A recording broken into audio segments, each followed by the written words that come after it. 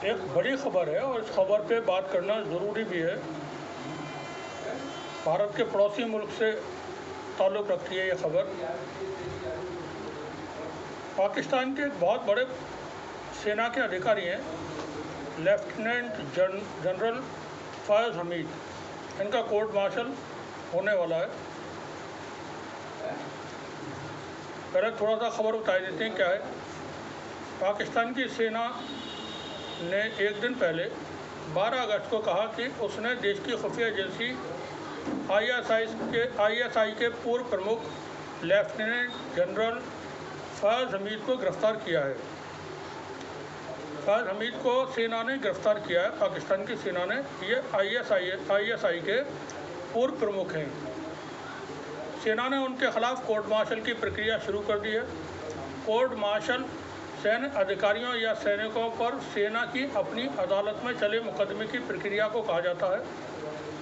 यह पहली बार हो रहा है कि पाकिस्तानी सेना में इतने ऊंचे ओहदे पर रहने वाले किसी अधिकारी का कोर्ट मार्शल हो रहा है। पाकिस्तानी सेना ने एक बयान में कहा है कि हमीद को ज़मीन से जुड़े एक मामले में सुप्रीम कोर्ट के आदेश के बाद गिरफ्तार किया गया है। पाक फौज के मुताबिक रिटायरमेंट के बाद फैज़ हमीद को लेकर पाकिस्तानी आर्मी एक्ट के उल्लंघन की कई घटनाएं सामने आई हैं। उन पर ज़मीन से जुड़े मामले में भ्रष्टाचार के आरोप हैं। पाकिस्तान में इस वक्त पाकिस्तान मुस्लिम लीग नवाज शरीफ की अगुवाई वाली गठबंधन सरकार है। पाकिस्तान के प्रमुख नवाज शरीफ और उनका जो परिवार है, ये भी फैज़ हमीद के आलोचक रहे हैं। पूर्व प्रधानमंत्री इमरान खान के ये बहुत करीबी बताए जाते हैं और उनका साथ देने के इनके ऊपर आरोप लगते रहे। तो ये खबर थी जिसके बारे में हमने थोड़ा सा ब्रीफ में आपको बताने की कोशिश की है। दरअसल देखें, दुनिया में जो बने बनाए ऑर्डर हैं वो गिर रहे हैं। जो हम बात कहने जा रहे हैं, इस बात को थोड़ा सा आप इसे समझने की कोशिश करें। जो ऑर्डर हैं वो गिर रहे हैं और वर्ल्ड ऑर्डर दोबारा से तश्कील हो रहा है। कोरोना महामारी जिस वक्त फैली थी, कोरोना के वक्त में ही एक नया वर्ल्ड ऑर्डर तैयार होना शुरू हो गया था। और नए वर्ल्ड ऑर्डर में एक तरफ अमेरिका था, ये अमेरिका है, और दूसरी तरफ रूस और चीन का ग्रुप है।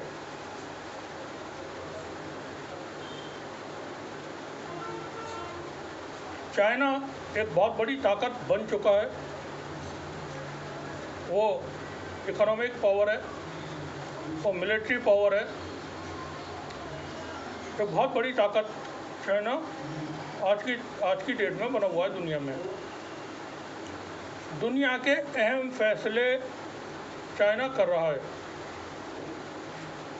जो फैसले एक वक्त में अमेरिका किया करता था, अब वो फैसले चीन और रूस कर रहे हैं। बिलखुसूस चाइना उन फैसलों पर अहम जो किरदार है वो निभा रहा है। कोरोना के वक्त में ये नया वर्ल्ड ऑर्डर बनना शुरू हुआ, जिसमें अमेरिका और अमेरिका के साथ नेटो के मुल्क, यूरोप के मुल्क शामिल हैं। दूसरी तरफ रशिया है, रशिया के साथ चीन है।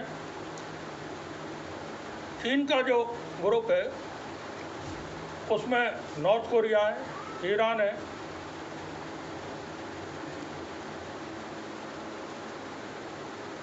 और अरब के कई सारे देश हैं,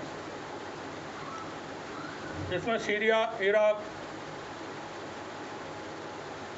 और बाकी अरब के मुल्क, अफ्रीका के बहुत सारे देश हैं। हुआ ये कि कोरोना के वक्त में जब दुनिया में महामारी फैली हुई थी और बहुत बुरी तरह से आर्थिक मंदी भी थी, कारोबार बंद हो गए थे पूरी दुनिया के और हर जगह लॉकडाउन था, हर मुल्क को और हर शख्स को अपने अपने बचाव की पड़ी हुई थी। अमेरिका आंखें दिखा रहा था, भारत का मित्र देश होते हुए भी अमेरिका ने भारत को आंखें दिखाना शुरू कर दिया था जो वैक्सीन बनी थी उसकी खुराकों को लेकर के। उस दौर में चीन ने, जो गरीब देश हैं, उन बहुत सारे देशों को एक बड़ी अमाउंट 400 बिलियन डॉलर तकरीबन वो दी, और नॉन रिफंडेबल फंड्स के तौर पर दी कि आप ये पैसा रखिए और अपना इस्तेमाल करिए, अपनी ज़रूरतों को पूरा करिए, ये पैसा आप हमको वापस नहीं करना है आपको। इसी तरह से रशिया ने अफ्रीका के गरीब देशों को, जिसमें नीजर है, बेनिन है, माली है और बहुत सारे मुल्क हैं, उन मुल्कों को फ्री अनाज गल्ला दिया, इसमें गेहूँ था, चावल थे, मेज़ वगैरह और जो भी सामान रहा हो, और वो बिना पैसे के वो उन्होंने वहाँ पर उन मुल्कों को दिए थे। कोरोना महामारी के दौरान चीन और रूस ने अपना जो प्रभाव था वो बढ़ाया, और बहुत सारे नए ऐसे मुल्कों को जो न्यूट्रल रहते हैं आमतौर पर या कमज़ोर हैं, जिनके नाम भी दुनिया के लोग नहीं जानते हैं, ऐसे मुल्कों को पैसा दिया और उनको अपने फेवर में उन्होंने किया। इसका फ़ायदा क्या हुआ कि यूएन में होने वाले किसी भी वोटिंग के वक्त या कोई अहम मसला होता है, उस वक्त में ये मुल्क चीन और रूस के कहने पर वोट करेंगे, उसको वहाँ मदद मिलेगी। इससे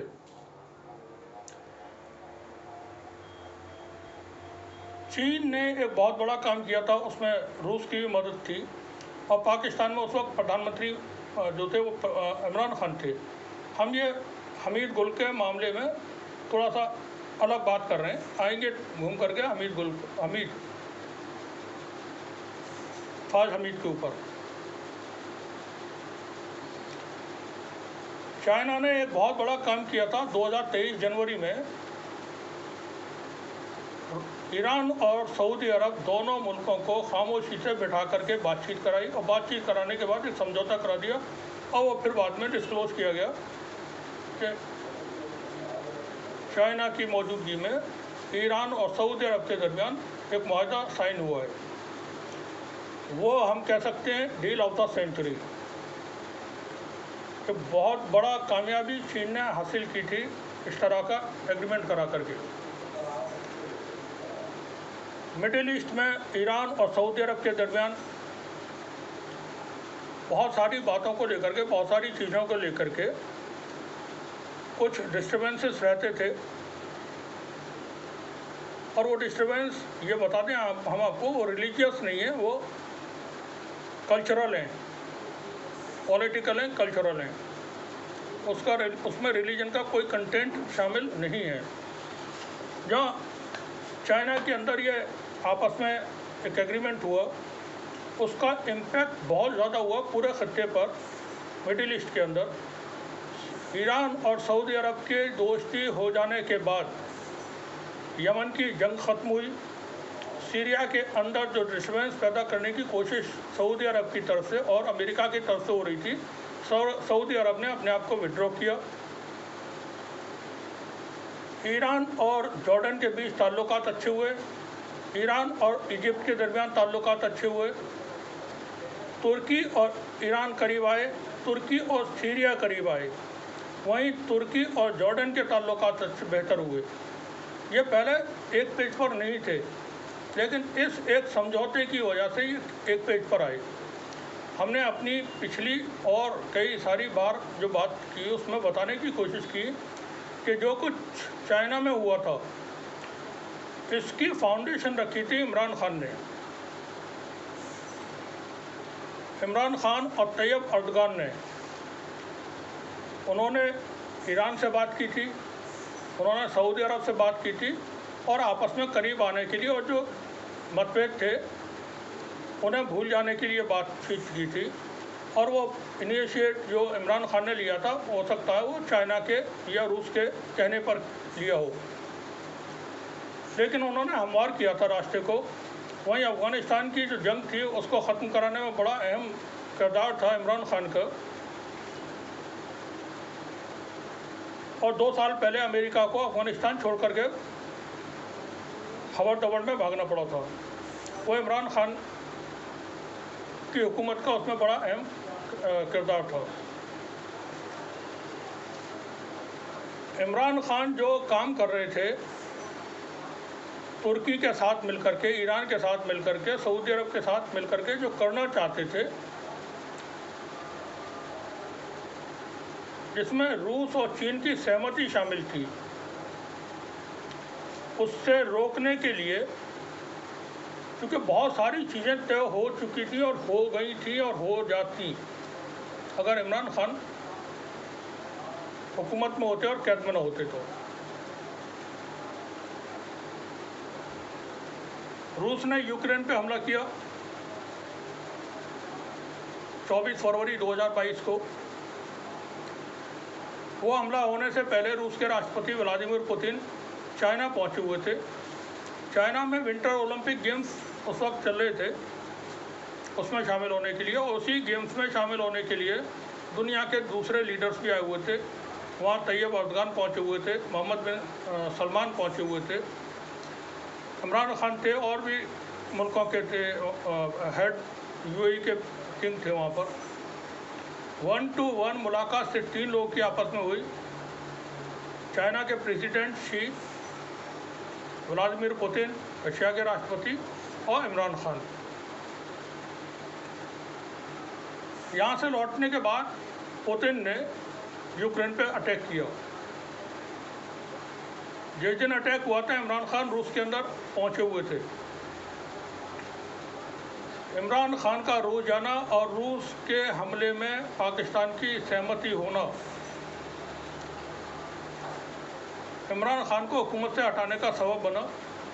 उसके लिए एक बड़ा कार्यक्रम चलाया गया और बहुत सारी ताकतें उसमें शामिल थी। नाम हम उसमें नहीं लेंगे कौन कौन ताकतें शामिल थी। डोनाल्ड डू का नाम उसमें पाकिस्तान के अंदर बड़ा फेमस है, वो चलता रहा, लेकिन उसमें बहुत सारी पावर्स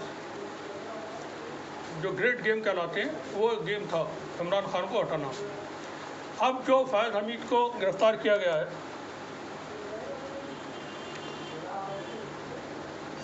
जनरल फैज़ हमीद पाकिस्तान सेना में बड़े कमांडर रहे, बड़े ओहदे पर रहे, वो ISI के हेड रहे।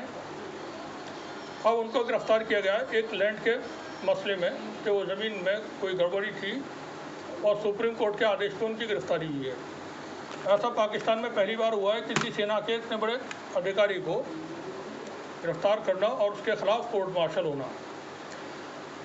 असल में फैज़ हमीद की गिरफ्तारी एक लॉन्ग टर्म पॉलिसी है और वो ध्यान में रख करके हुआ है ये जो कुछ हुआ है इमरान खान को। अब जो खदशात हैं वो ये है कि इमरान खान के साथ आगे चल के जो होना है वो जुल्फ़िकार अली भुट्टो के जैसा होने की उम्मीदें हैं। 8 फरवरी 2023 को पाकिस्तान के अंदर PTI के वर्कर्स ने प्रोटेस्ट किए थे। उस दौरान PTI के जो लोग थे, पाकिस्तान तहरीक इंसाफ इमरान खान की पार्टी के लोग, उनके ऊपर यह इल्ज़ामात हैं पाकिस्तान के अंदर कि उन लोगों ने बड़े लेवल पर हमले किए थे सेना के ठिकानों पर, सेना के अधिकारियों के घरों पर, सेना की यूनिट्स को नुकसान पहुंचाया था और वो एक बगावत का काम था। बगावत जैसी बांग्लादेश में हुई और सरकार गिरा दी गई, उस तरह का काम था। बांग्लादेश या श्रीलंका में जैसा हुआ था, जनता ने वहाँ श्रीलंका के राष्ट्रपति को भागने पर मजबूर कर दिया था और अभी शेख हसीना वाजिद बांग्लादेश से भाग करके भारत में आई हैं। अब फैज़ हमीद की गिरफ्तारी के बाद इमरान खान को पाकिस्तान की सेना की अदालत में मुकदमा चलाया जाएगा। मुल्क के साथ गद्दारी करने के इल्ज़ाम में, और उनको आगे चल के फिर इबरतनाक खौफनाक सज़ा दी जाएगी और वो सज़ा मौत की सज़ा होगी, फांसी की। उनको कसूरवार ठहराया जाएगा पाकिस्तान की सेना की अदालत से, क्योंकि पाकिस्तान में सेना के ज़रिए किए गए तमाम काम वहाँ की आवाम समझती है कि वो बिल्कुल जायज़, वाजिब और हक है। अदालतों पर पाकिस्तान के लोगों का इतना भरोसा नहीं है, बड़ी तनकीद होती है, हमारे यहाँ नहीं कर सकते हैं अदालत के ऊपर इस तरह की तनकीद, लेकिन पाकिस्तान में की जाती है। सहाफ़ी भी करते हैं पाकिस्तान के, और खुल करके करते हैं, और टेलीविज़न की डिबेट में नाम लेकर के करते हैं चीफ जस्टिस का। पाकिस्तान के पूर्व चीफ जस्टिस भी इस झमेले में शामिल हो सकते हैं, उनको भी आरोपी बनाया जा सकता है। ऐसी जानकारियाँ पाकिस्तान के मीडिया के ज़रिए हासिल हो रही हैं। एक बात थोड़ा सा और बता दें फैज़ हमीद के मामले में। पाकिस्तान की सेना ने घोषणा की है कि देश की खुफिया एजेंसी ISI के पूर्व प्रमुख लेफ्टिनेंट जनरल सेवरन फैज़ हमीद को टॉप सिटी मामले में field marshal general court field marshal की प्रक्रिया शुरू करते समय उनको हिरासत में लिया गया है। सेना के PRO विभाग, सेना की तरफ से जो एक प्रेस विज्ञप्ति जारी की गई है, हम इस प्रेस विज्ञप्ति पे ख़ास तौर से आपका फोकस चाहेंगे। अभी सिर्फ खबर बता रहे हैं, बाद में प्रेस विज्ञप्ति पर ही बात करेंगे। सेना के जनसंपर्क विभाग ISPR ने बयान में कहा है कि टॉप सिटी मामले में दायर शिकायतों की जांच पाकिस्तान के सुप्रीम कोर्ट के आदेशों के बाद की गई थी। बयान में कहा गया है कि टॉप सिटी मामले में जांच के बाद परिणाम स्वरूप लेफ्टिनेंट जनरल सेवरन फैज़ हमीद के खिलाफ पाकिस्तानी सेना अधिनियम के प्रावधानों के तहत सख्त अनुशासनात्मक कार्रवाई शुरू की गई है, यानी कि उनके खिलाफ कुछ सबूत यहाँ पर मिले और फिर सुप्रीम कोर्ट ने हुक्म दिया टॉप सिटी मामले में, और फिर उनको गिरफ्तार सेना ने किया है। फैज़ हमीद को लेकर पाकिस्तानी सेना का यह भी कहना है कि उनकी ओर से रिटायरमेंट के बाद, अब यह जो हिस्सा है जिस पर हम बात करेंगे आगे चल के, वो है फैज़ हमीद को लेकर पाकिस्तानी सेना का यह भी कहना है कि उनकी ओर से रिटायरमेंट के बाद पाकिस्तानी आर्मी एक्ट के उल्लंघन की कई घटनाएं भी सामने आई हैं। रिटायरमेंट के बाद भी फैज़ हमीद का इन्वॉल्वमेंट रहा, वो दखल देते रहे लीगल पॉलिटिकल प्रोसेस के अंदर। उनके ऊपर जो इल्ज़ामात लगाए जाते हैं वो कुछ इस तरह के हैं कि इमरान खान की पार्टी की तरफ से जो प्रोटेस्ट वगैरह होते थे उनको डिक्टेट करते थे या उनके लिए डायरेक्शन देते थे फैज़ हमीद। केस अधिकारी का नाम दिलवाना पाकिस्तान PTI के लीडर्स की तरफ से मीडिया में, या किसके ख़िलाफ़ बयान दिलवाने सेना के अधिकारी के ख़िलाफ़, वो फैज़ हमीद बताया करते थे। और फैज़ हमीद के ऊपर आरोप लगते हैं कि जिस वक्त इमरान खान की हुकूमत थी उस वक्त पार्लियामेंट के अंदर, पाकिस्तान की असम्बली यानी पार्लियामेंट के अंदर सेना के एक अधिकारी एक रूम में बैठते थे। वो पाकिस्तान के अंदर पार्लियामेंट की पूरी प्रोसीडिंग को देखते थे। वो वहाँ बैठ कर के जो लोग थे उन लोगों को, मिनिस्टर्स वगैरह या PTI के जो और अहम जिम्मेदार थे, उनको डायरेक्शन दिया करते थे, उनको हुक्म दिया करते थे कि ये करिए और ये मत करिए। तो एक तरह से फैज़ हमीद खुद एक ताकतवर शख्स होने के साथ साथ एक ताकतवर इंस्टीट्यूट बन गए थे पाकिस्तान के अंदर, ऐसा मालूम होता है। जो अनकही बात पाकिस्तान ISPR ने अपनी प्रेस विज्ञप्ति में उनको लेकर के उठाई है। पाकिस्तान PTI के जो लीडर हैं इमरान खान एक बहुत मकबूल और बड़े शख्स हैं।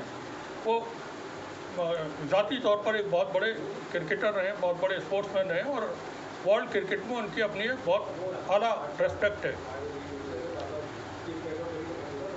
दरअसल यहाँ पर अब जो फैज़ हमीद के साथ हो रहा है, ये हमने जो बात शुरू की थी वर्ल्ड ऑर्डर गिर रहे हैं।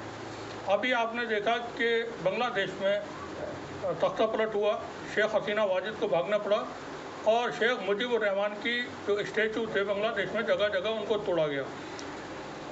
वो फॉल ऑफ 1971 ऑर्डर था बांग्लादेश के अंदर। जो ये हुआ है वो बांग्लादेश में 1971 का जो निज़ाम था, रूल था, उसको पूरी तरह से डिमोलिश किया गया है। इसी तरह से पाकिस्तान में कार्रवाई हो रही है। ये कि इमरान खान जो बात करते थे या इमरान खान जो नैरेटिव लेकर के आए थे उसको पूरी तरह से साफ कर देना है। जो वर्ल्ड ऑर्डर नए तैयार हो रहे हैं जिसमें पाकिस्तान चीन के ग्रुप में जाकर के शामिल हो गया था, पाकिस्तान की जो मौजूदा फ़ौज है उसके नए सिरे से कुछ सेटलमेंट्स हुए अमेरिका और यूके या यूरोपियन ताकतों के साथ। पाकिस्तान अमेरिका के ग्रुप में रहेगा ऐसा बिल्कुल क्लियर है, लेकिन वो चीन से भी फ़ायदा उठाने की कोशिशें करेगा क्योंकि चीन का जो रोड एंड बेल्ट है, सी पैक है, वो चाइना का एक ड्रीम प्रोजेक्ट है और पाकिस्तान उसमें बहुत अहम हिस्सा है। इसी तरह से रोड एंड बेल्ट में बांग्लादेश, पाकिस्तान के बाद चाइना ने सबसे ज़्यादा जो इन्वेस्टमेंट किया वो बांग्लादेश में किया हुआ है। रोड एंड बेल्ट में बहुत भारी भरकम इन्वेस्टमेंट है उनके, बहुत पैसा लगा करके उन्होंने चाइना को बांग्लादेश को फ़ायदे पहुँचाए हुए हैं। यहाँ चीन को डिश करने की कोशिश में है पाकिस्तान का जो इस्टेब्लिशमेंट है अमेरिका के इशारे पर। तो जो नए वर्ल्ड ऑर्डर तश्कील हो रहे हैं उसमें ये अपनी अपनी तरफ खींचातानी चल रही है, किस मुल्क को हम अपने साथ रखें और कौन सा मुल्क अहम है, उसकी क्या स्ट्रेटेजिक पोजीशन है। क्योंकि चाइना इस वक्त अफ़गानिस्तान में बैठा हुआ है, अफ़गानिस्तान में जो डेवलपमेंट्स के प्रोजेक्ट्स हैं उसमें चीन का इन्वेस्टमेंट है, चीन की कंपनियां वहाँ काम करा रही हैं। ये एक भसड़ मची हुई है दुनिया भर में। रूस यूक्रेन की जंग चल रही है, गाज़ा में इसराइल की जंग चल रही है। जो बड़े प्लेयर्स हैं वो सब कुछ करा रहे हैं, देख रहे हैं और वो चाहते हैं कि ये मामला बढ़ें, ख़त्म ना हो, ताकि उनकी जो मोनोपोली है वो कायम रहे।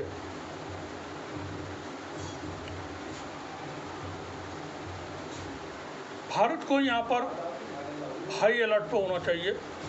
भारत की जो फॉरेन पॉलिसी है हम उसको कहेंगे वो अच्छी नहीं रही पिछले 10 सालों में। भारत के जितने भी पड़ोसी देश हैं सबके साथ रिश्ते ख़राब हैं। आप श्रीलंका से शुरू करें, श्रीलंका, भूटान, नेपाल, बांग्लादेश, म्यांमार, चाइना, पाकिस्तान, अफ़गानिस्तान, मालदीव,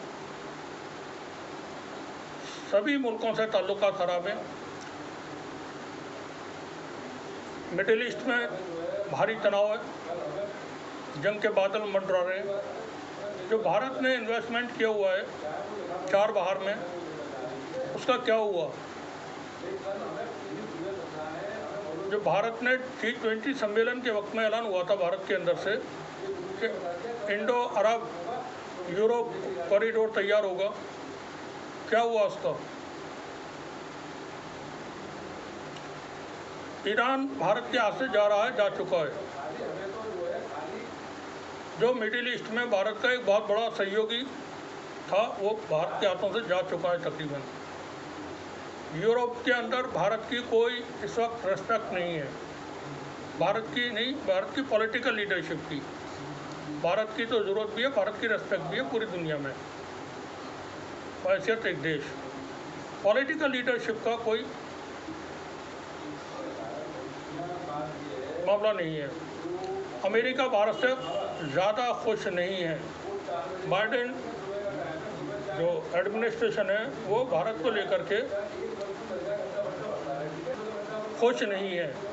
बांग्लादेश में जो हुआ उसमें शेख हसीना की तरफ से जो बयान आए उसमें कहा गया है कि इसमें अमेरिका का हाथ है, अमेरिका ने करवाया है। उससे पहले खबरें भारत की मीडिया में चल रही थी कि चीन और पाकिस्तान ने करवाया है, लेकिन अब जब शेख हसीना का खुद बयान आ गया कि ये सब कुछ मामला अमेरिका ने किए और भारत ने अब शेख हसीना को शेल्टर दे दिया है।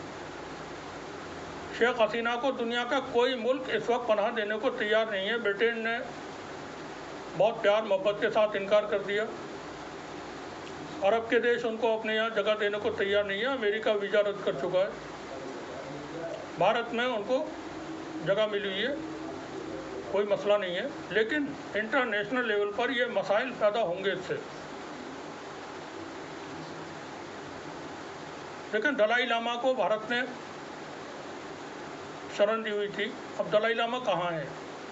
वो शायद इलाज करा रहे हैं कहीं अमेरिका में, कहीं, कोई पता नहीं है। नए वर्ल्ड ऑर्डर तश्कील हो रहे हैं। पाकिस्तान में जो कुछ हो रहा है वो वैसा ही हो रहा है जैसा अभी बांग्लादेश में होके चुका है। इमरान खान को यहाँ पर सख्त सजाएं देने की तैयारी हो रही हैं। जब इमरान खान को फांसी की सज़ा का ऐलान होगा तो पाकिस्तान के अंदर क्या होगा, सोचें आप।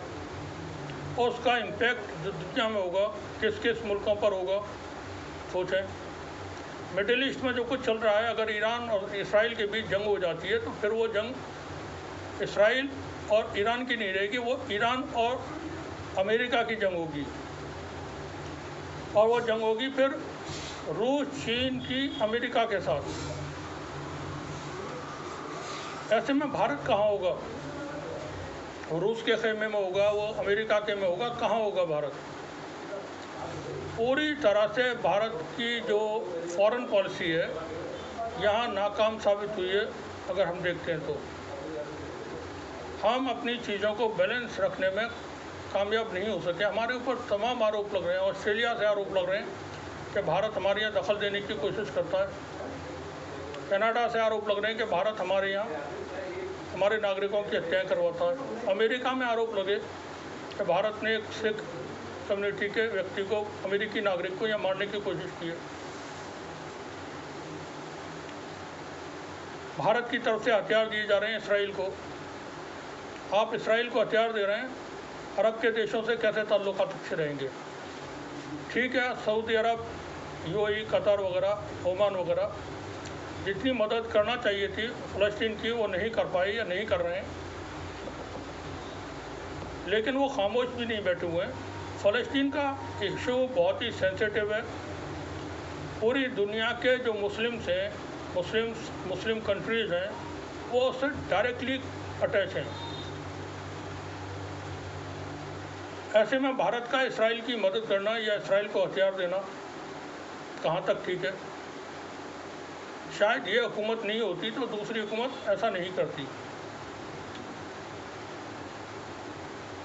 इस्माइल हनिया की हत्या हुई, हत्या को लेकर के अभी तक ये पता नहीं है, डायरेक्टली सीधे पता नहीं है किसने हत्या की है।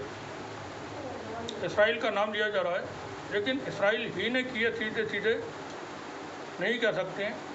वो हमने कल भी अपनी वीडियो में कहा था, मुमकिन है दाइश ने की हो, ISIS ने।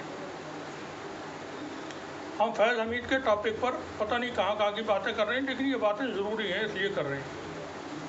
थोड़ा समझिए आप, वर्ल्ड, पूरी दुनिया के क्या चल क्या रहा दुनिया में। दाइश के लिंक किस किस से हैं, इस पर फाइनेंशियल टाइम्स 2019 की आप रिपोर्ट पढ़ें कभी।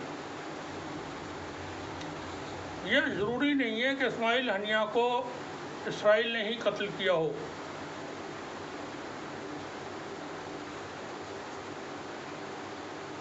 ये गौर करें आप, ध्यान दें इस बात पर। यह बिल्कुल ज़रूरी नहीं है। आग लगा करके दूसरे लोग भी हाथ सेकते हैं, दूसरे मुल्क भी हाथ सेकते हैं, दूसरी एजेंसियाँ भी हाथ सेकती हैं। तो ये जो तमाम चीज़ें हैं जो हम कहने की कोशिश कर रहे हैं वो ये कि दुनिया में जो कुछ चल रहा है वो सामान्यतः ऐसा नहीं होता था। आज का जो दुनिया है वो 1918 या 1940 वाली दुनिया है, जब फर्स्ट वर्ल्ड वॉर और सेकेंड वर्ल्ड वॉर चले हुए थे। ये हम धीरे धीरे उसी तरफ जा रहे हैं जहाँ दुनिया में बड़े टकराव, बड़े युद्ध देखने को मिल सकते हैं। ऐसे में भारत के लिए बहुत ज़रूरी है ऐसी डिप्लोमेसी हो, ऐसी पॉलिटिक्स हो जो देश के हितों को समझती हो, देश को सुरक्षित रखने की उसमें सलाहियत हो, काबिलियत हो। बांग्लादेश में हुआ, श्रीलंका में हुआ, पाकिस्तान में भी हो जाता है। अब ये तो तय है कि